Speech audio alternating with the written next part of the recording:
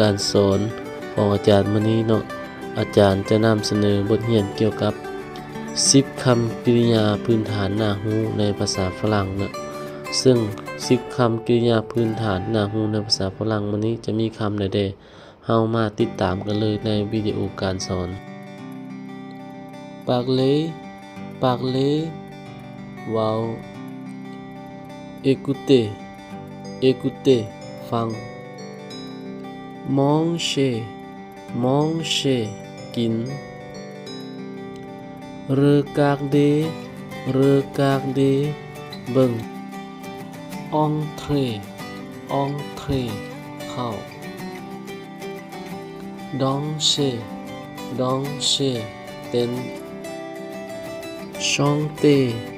chanter ร้องเพลง Habiter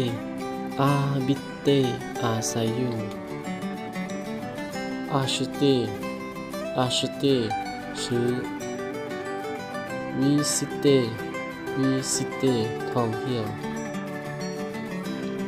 Parler parler เว้า Écouter